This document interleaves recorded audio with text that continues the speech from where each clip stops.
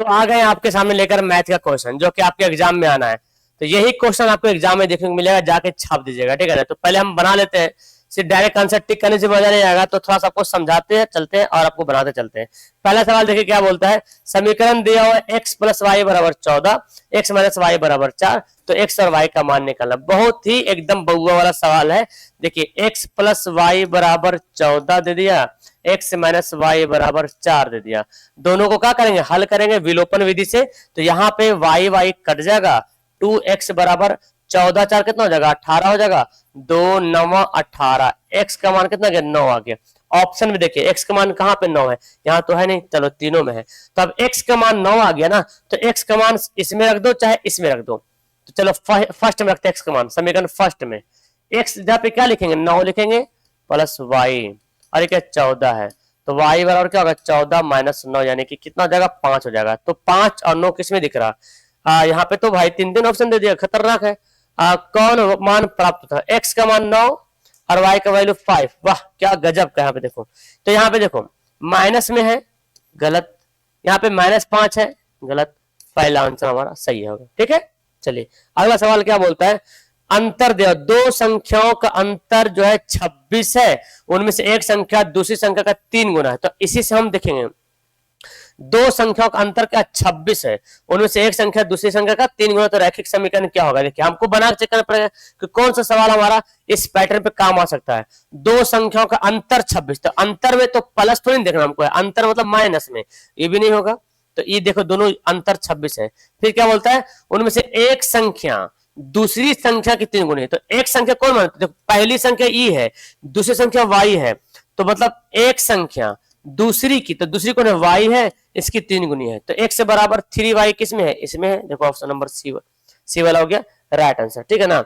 अगला बोलता क्या, दो देखिए दो संपूरक कोण का बड़ा हिस्सा अपने लघुत्तम कोण की 18 डिग्री से बड़ा है, 18 डिग्री से ज्यादा है, तो बड़ा हिस्सा क्या होगा। संपूरक कोण कहते हैं जब दो कोण मिल करके 180 डिग्री बनाता है। तो मानते कि बड़ा वाला 180 मतलब एक एंगल मानते कि x है, तो अगला क्या होगा 180 माइनस एक्स, चूंकि दो ठो मिलके तो 180 बनता है। तो ई दोनों का जोड़ का बोलते हैं, ई दोनों का जोड़ का कितना है, 18 गुना 18 ज्यादा है। तो देखिए x से बराबर कितना हो गया, ई 180 प्लस 18 हो जाएगा माइनस एक्स, ई वाला x इधर लाइए तो कितना होगा 2x हो जाएगा ना, एक x पहले से, ई वाला इधर होगा तो प्लस 2x हो जाएगा। 8 8 1 9 2, 2 से काटिए, 2 एकम 2, 2 एकम 2 ना, एक मिनट गलती में यहाँ पे जो गया 2x होगा यहाँ पे, 8 8 हो गया, 8 1 9 1, 2 9 18, 2 9 18, x से बराबर क्या आ गया 99 आ गया। तो x से बराबर 99 आ गया, तो दूसरा कोण कितना होगा, तो 180 में से अगर 99 को घटाते हैं तो 9 में से 10 में से 9 घटेगा 1, और ये कितना 17 9 8 9 8 17 81, तो एक कोण 99 का, एक कोण 81 का, तो बड़ा कोण कौन है, बोला बड़ा हिस्सा, तो कौन हो जाएगा 99 हो जाएगा, ऑप्शन नंबर बी वाला। चलिए अगला सवाल देखिए क्या बोलता है। बोलता है कि दो व्यक्तियों का सम्मिलित आमदनी दोनों मिलकर के 8,000 रुपए कमाता है, तो बोलता है उसकी आमदनी अनुपात 9:7 है, तो पहली व्यक्ति की आमदनी कितना होगा। तो दोनों का अनुपात मिला हुआ है। देखिए पहला व्यक्ति मानते कि 9x कमाता है, ठीक है, नहीं मालूम कितना कमाता है, x से मतलब अनुपात को हमको x से मानना पड़ता है।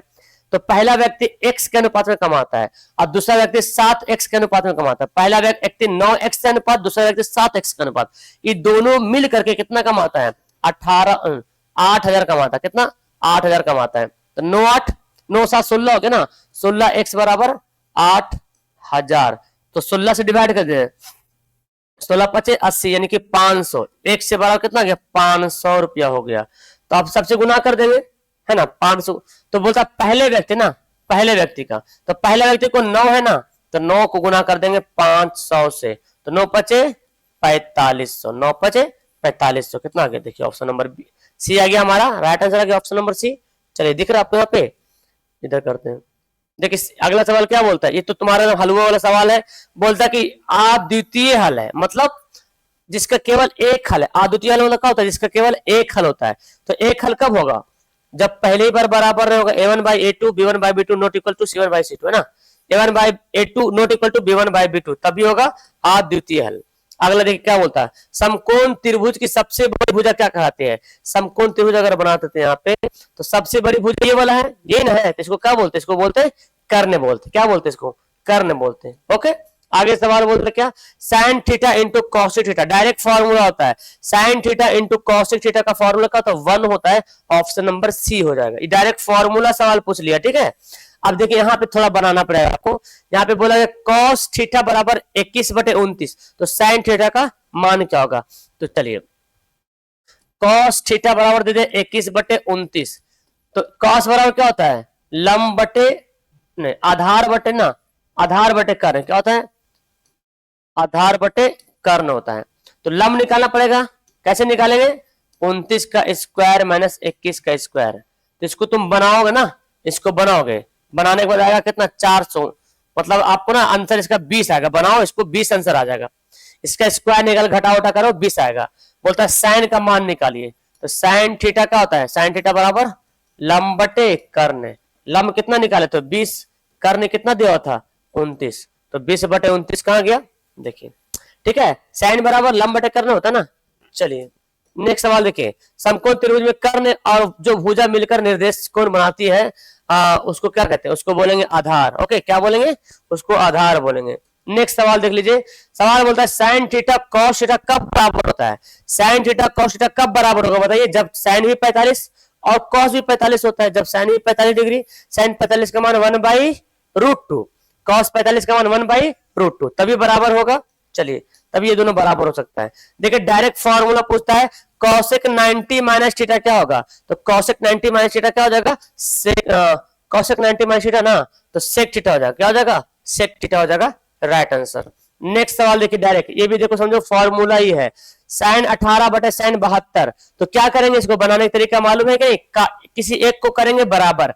तो देखो ऊपर को हम चेंज करेंगे, साइन 18 बटे कॉस 72 दिया हुआ है, तो साइन 18 को हम कैसे लिखें जो कॉस 72 के जैसा आ जाए, या कॉस 72 को क्या करें जो साइन 18 के जैसा आ जाए। तो दोनों में से किसी एक को बदलना पड़ेगा। तो चलो हम ऊपर को बदलते हैं, साइन हम 18 कैसे लिख सकते हैं, 90 माइनस 72 लिख सकते हैं ना, और एक कॉस 72 को हम ऐसे लिखेंगे। देखिए साइन 90 माइनस थीटा क्या होता है बाबू, कॉस थीटा, और नीचे तो कॉस थीटा पहले से दिया हुआ है, तो कॉस कॉस कट जाएगा एक बार में, तो हमारा आंसर क्या हो जाएगा, ऑप्शन नंबर डी आ गया। एकदम हल्का सवाल पूछ रहा ना, एकदम हल्का हल्का सवाल पूछा। चलिए देखिए जी क्या बोलता है, मूल बिंदु का निर्देशांक क्या होता है भाई साहब, एकदम हल्का सवाल। मूल बिंदु का निर्देशांक क्या होगा, 0 0 हो जाएगा, है ना। ऐसे सवाल आ गया बोर्ड एग्जाम में तो तुम बल्ले बल्ले हो भाई। बोलता एक्स अक्ष का निर्देशांक क्या कहलाता है, एक्स अक्ष का निर्देशांक को भुज बोलते हैं, और वाई अक्ष के निर्देशांक को कोटि बोलते हैं। ठीक है, चलिए एकदम बिना कलम चलाए वाला सवाल है। एक्स अक्ष पर वाई निर्देशांक क्या होता है, देखिए समझिए, एक्स अक्ष पर अगर एक्स अक्ष पर बोला तो वाई निर्देशांक 0, और वाई अक्ष पे एक्स 0 होगा, तो एक्स अक्ष पर वाई का बिंदु क्या होगा, एक्स अक्ष पर वाई का पॉइंट 0 हो जाएगा। याद कीजिएगा, मतलब एक्स अक्ष पे बोला तो एक्स अक्ष पे, ये तो पूरा एक्स अक्ष पे रहेगा, तो कोई भी पॉइंट रहेगा तो यहाँ पे रहेगा। तो अगर एक्स अक्ष पे कोई भी पॉइंट है तो वाई क्या होगा, 0 होगा। अगर वाई पर कोई पॉइंट है तो एक्स 0 हो जाएगा, एक दूसरे का उल्टा होता है। ठीक है, चलिए किस चतुर्थांश में भुज और कोटि दोनों ऋण होता है, देखिए भाई आपने पढ़ा ये वाला, पहला चतुर्थांश, दूसरा चतुर्थांश, तीसरा चतुर्थांश और चतुर्थ चतुर्थांश, तीनों ऋण इसमें होता है। किसमें, तीसरा में। तीनों नेगेटिव होता है, तीनों ऋणात्मक होता है ना। सवाल देख कैसे कैसे सवाल पूछ रहा है, मूल बिंदु से की दूरी निकालना है, मूल बिंदु की दूरी निकालिए भाई। 3 का स्क्वायर कीजिए और 4 का स्क्वायर कीजिए, 3 3 9, 4 चौक 16, 16 9 कितना हो जाएगा, 16 9 25, 25 का वर्गमूल कितना होगा 5, क्या हो जाएगा 5, ऑप्शन हो जाएगा हमारा सी, राइट आंसर। चलिए नेक्स्ट सवाल देखते हैं। अब देखिए अगला सवाल बोला गया, अब इन दोनों के बीच की दूरी निकालना है। एक बिंदु ये, एक बिंदु ये दिया हुआ है, तो इसको मानते हैं x1 है, इसको मानते हैं y1 है, इसको x2, इसको y2। तो हम फॉर्मूला बैठा लेंगे, दूरी फॉर्मूला क्या होता है, x1 माइनस x2 का whole square plus y1 minus y2 का होल स्क्वायर का ओवर रूट। ठीक है जी, x1 कितना है, a है, x2 कितना है, देखिए x2 माइनस है, तो ये पहले से माइनस है, अब फॉर्मूला भी माइनस, तो माइनस माइनस प्लस a का होल स्क्वायर। ठीक है ना, y1 कितना देखो दिया, b दिया हुआ है, और y2 माइनस बी, तो माइनस माइनस प्लस बी का स्क्वायर। ए कितना हो गया, 2a हो गया ना, 2a का स्क्वायर हो जाएगा। ये क्या हो गया, 2b का स्क्वायर हो जाएगा। तो 2 दूना 4a का स्क्वायर, 2 दूना 4b का स्क्वायर। तो 4 4 कितना हो जाएगा, 8 हो जाएगा ना, 4 4। अच्छा 4 कॉमन ले लो भाई, कॉमन सबसे आसान रहेगा, ए स्क्वायर प्लस बी स्क्वायर, ये हो गया हमारा का कॉमन हो गया। तो 4 का वर्गमूल क्या होता है, 2 होता है, तो 2 तो निकल जाएगा बाहर और ए स्क्वायर बी स्क्वायर आ जाएगा अंदर में। तो ऑप्शन हमारा क्या हो जाएगा, ए वाला होगा करेक्ट आंसर है, ऑप्शन नंबर ए देख लीजिए। ठीक है, चलो आगे सवाल बोल रहा है क्या, देखिए डायरेक्ट बोलता है मिलाने वाले मध्य बिंदु का नियामक, मध्य बिंदु का नियामक का फॉर्मूला डायरेक्ट याद कीजिएगा। और क्या बोलता है, मिलाने रेखाखंड के खंड के मध्य बिंदु का भुज, भुज बोलता है, भुज, भुज मतलब एक्स वाला, अब कोटि बोलता तो वाई वाला। तो भुज का फॉर्मूला, मध्य बिंदु का नियामक का फॉर्मूला होता है x1 प्लस x2 बाई 2 और y1 प्लस y2 बाई 2। अब देखिए ये जो है ये कोटि वाला है, ये किसका है, कोटि का है, और ये क्या है, भुज का है। तो बोलता भुज का क्या होगा, तो x1 प्लस x2 बाई 2 ये वाला हो जाएगा, ऑप्शन नंबर सी हो जाएगा जी। चलिए देखो सवाल, अरे वाह, यहाँ पे क्या मतलब निर्देशांक ज्यामितिक दे दिया। अंतर विभाजन का फॉर्मूला पता है क्या होता है, m1 x2, अच्छा क्या बोलता है, और x का बोलता है, x का निकालने के लिए बोलता है। देखिए अंतर विभाजन का फॉर्मूला क्या होता है, m1 x2 plus m2 x1 by m1 plus m2, फिर y का निकालना तो m1 y2 plus m2 y1 बटे m1 प्लस m2। ठीक है, तो हमको x का बोल रहा ना, तो देखिए ये वाला m1 x2 कहाँ पे, m1 x2 plus m2 x1, ये हो गया ऑप्शन नंबर बी वाला हो गया सही आंसर। चलिए और उसके बाद देखिए क्या सवाल है, समकोण त्रिभुज का क्षेत्रफल क्या होता है, समकोण त्रिभुज का क्षेत्रफल होता है डायरेक्ट 1/2 गुना आधार गुना ऊंचाई, क्या होता है 1/2 गुना, 9th में पढ़ा होगा आपने, 1/2 गुना आधार गुना ऊंचाई। ये सवाल देखिए मैंने कितना बार बताया है कि क्षेत्रफल का अनुपात दिया रहे और आपसे भुजा का अनुपात पूछे तो क्या करना है बोलो, 64 दिया हो ना, कितना दिया हुआ है 64 दिया हुआ है, तो 64 का वर्गमूल करेंगे, और यहाँ पे 121 दिया हो ना, तो 121 का वर्गमूल करेंगे। तो 64 का वर्गमूल कितना होता है वो, 64 का वर्गमूल कितना होगा, 8 होगा, 121 का कितना होगा 11 हो जाएगा। तो 8 और 11 मैं बाएं हाथ से लिखने की कोशिश कर रहा हूँ ठीक है ना। चलिए नेक्स्ट सवाल, बेलन का आयतन क्या होता है, डायरेक्ट फॉर्मूला, बेलन का आयतन क्या होगा, pi r square h, direct formula pi r square, बेलन का आयतन। शंकु बोले तो देखिए शंकु का आयतन है, बेलन का वक्र पृष्ठ 2 पाई आर एच है, बेलन का पूर्ण पृष्ठ 2 pi r into r plus h. Okay चलिए नेक्स्ट सवाल देख लीजिए, अगला सवाल क्या बोलता है, किसी त्रिभुज का क्षेत्रफल ज्ञात करने के लिए जिसका आधार 25 है और ऊंचाई दिया हुआ, तो ठीक तो है, त्रिभुज का क्षेत्रफल निकालना ना। अभी आपने पढ़ा त्रिभुज का क्षेत्रफल क्या होता है, त्रिभुज का क्षेत्रफल का फॉर्मूला 1/2 गुना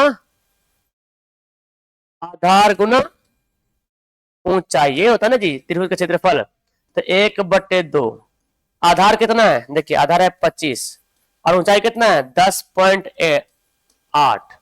तो काटिए जरा, यहाँ 2 से काटिए, 2 से काटेगा नहीं, पॉइंट को काटो नीचे लाओ, 2 पचे 10, 2 चौक 8, 5 से काटो, 5 दूना 10, 5 पचे 25 है ना, और 2 से काटे 2, 27 दूना 54, 27 पचे 7 पचे 35 के 5 बचा 3, 5 दो 10 3 13, 27 पचे 135। देखिए ठीक है, चलो ये सब आपको बना देना है। देखिए क्या बोलता है, गोला का आयतन, गोला का आयतन होता है 4/3 पाई आर क्यू, ये है क्या गोले का आयतन है। नेक्स्ट वर्ग चिन्ह का मान क्या होता है, वर्ग चिन्ह होता है कि निम्न सीमा और उच्च सीमा को जोड़िए और दोनों को 2 से डिवाइड कर दीजिए। जैसे एग्जांपल के तौर पे आपको बोल देगा कि 60 और 70 का निकालना, आपको क्या वर्ग चिन्ह निकालना है 7 और 70 का। तो ये निम्न सीमा, ये उच्च सीमा, ये छोटा ये बड़ा है, तो दोनों को क्या करेंगे जोड़ देंगे और 2 से भाग कर देंगे, यानी कि माध्यक निकाल देंगे। 7 6 13/2 यानी कि कितना हो गया 65 हो गया। तो कभी कभी ऐसे ही पूछता है कि इसका वर्ग चिन्ह क्या होगा। ओके, और आपने पढ़ाया होगा माध्य में, पढ़ा होगा माध्य निकालने वाला में। देखिए माध्य का सवाल आ गया, ये 5 प्रेक्षण 1 2 कहां से कहा था भाई, 1 2 भाई ऐड कर दिया, 5 प्रेक्षण है तो सबको ऐड कर दिया है, 5 प्रेक्षण है। चलो पता नहीं कितने इसमें कितना शामिल है, पता नहीं, यहाँ पे मिला दिया 1 2 1 2 3 4 यहाँ पे। तो खैर कोई दिक्कत नहीं, बोलता 5 गो प्रेक्षण है, कुछ भी यहाँ पे 5 गो है, 5 इनमें से 5 गो है, ठीक है ना, 5 पीस है इसमें से, लेकिन 5 पीस दिखना, ठीक है। तो हमको x का मान निकले, पहले बोल रहे 5 प्रेक्षण है, तो जितना रहता है उसे डिवाइड करते हैं ना। देखो x से प्लस 2x, सबको जोड़ दो ना, सबको जोड़ो, सबसे आसान है, सबको जोड़ो, x plus 2x plus 4x plus 6 plus x plus 8, ठीक है ना। टेस्ट हुआ। अब माध्य कितना दिया हुआ है, 11 दिया हुआ है।